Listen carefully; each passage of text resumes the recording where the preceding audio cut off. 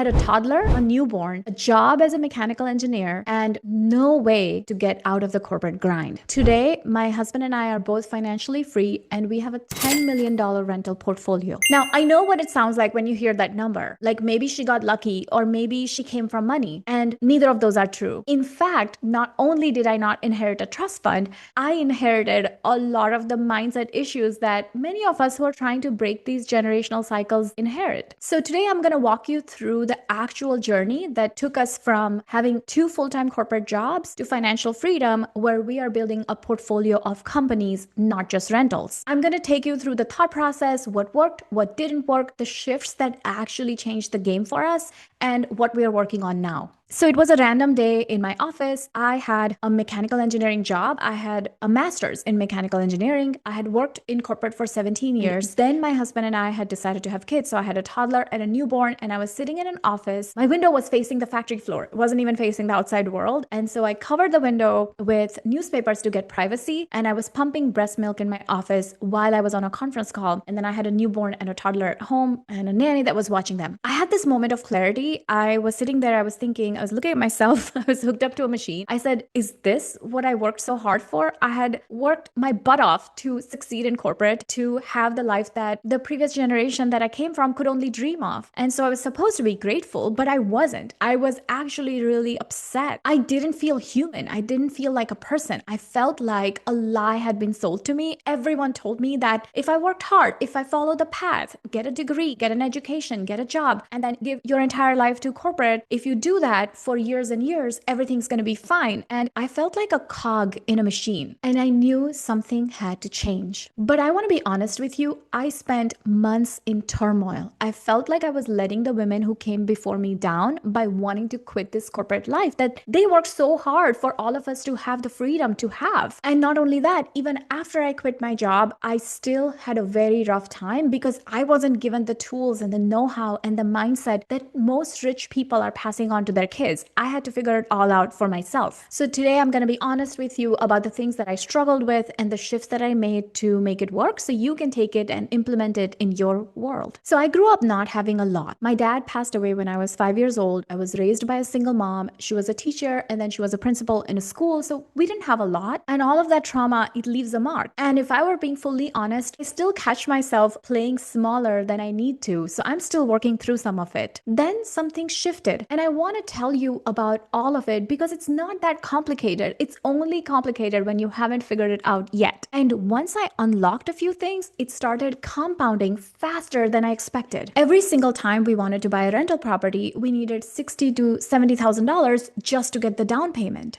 Not once, every time, because I'd already quit my job by then. Honestly, that's the real bottleneck for most people trying to get financial freedom through real estate is how to find that down payment. Saving $60,000 to $70,000 every time you want to buy a property, that is brutally slow. And my husband and I wanted to spend time with our kids while they were still little. We didn't want to wait 30 years just to buy 15 rentals. Here's what shifted. Niti had spent his entire career helping businesses scale. That was his actual job before any of this. And for those of you who haven't followed me for a long time, Niti is my husband. And I had spent 17 years as an engineer, which means I knew how to take a messy process and turn it into a system. And so we found the BRRRR strategy. The BRRRR strategy allows you to take a property that is distressed, and by renovating it, you force it to appreciate, which means that now it has that buffer that can act like the down payment without you having to come up with the money. Once we found this strategy, we took our experiences from our corporate life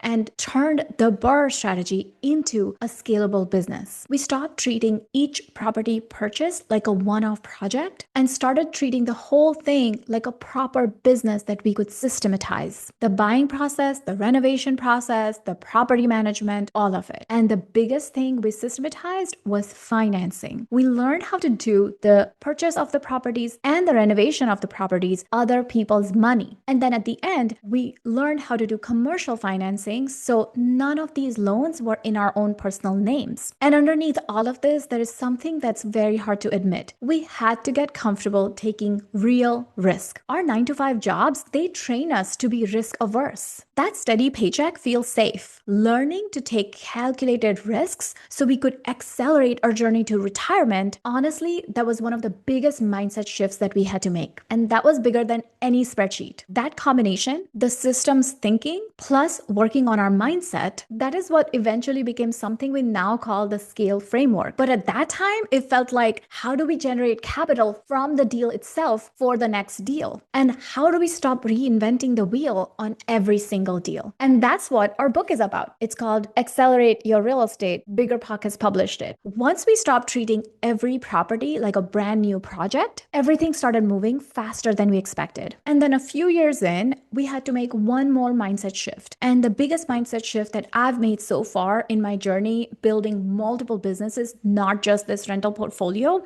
has been that the growth of the business is directly related to my growth as a leader in the business. When I hear people talk about how they don't trust their contractor, or their contractor has done them dirty, or that they pay people to do it but they don't do it right, or that they can't find good people to work for them, you know what that tells me? I was that person too. I had to learn how to grow as a leader, how to find and vet the right people, how to retain good people, how to keep an eye on the business in a way where I'm not DIYing everything, but at the same time, it runs smoothly. That is the growth that you need to experience as a leader if you want to scale your rental portfolio. In fact, it's true about scaling any business. I still wonder sometimes, if I fully worked through all of this, would I have built a $1 billion portfolio instead of a $10 million portfolio? I don't know, and I'm still learning and still finding out. I'll tell you what though, the one thing that hasn't moved are my non-negotiables. Number one is my kids, and number two is my integrity. No matter how big this gets, my family and my values, my integrity, the trust that I have from this community, and my desire to always show up authentically, that's always going to come first.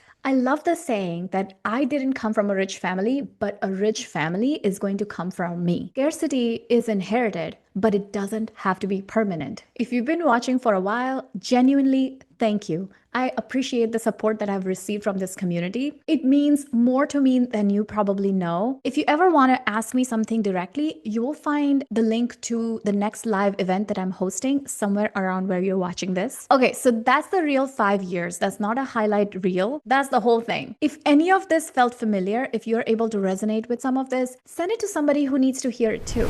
Thanks for tuning in. If you found today's conversation valuable, be sure to subscribe so you never miss an episode. We've got many practical strategies and inspiring stories to help you build lasting wealth through real estate. Thanks for being here, and we'll see you in the next episode.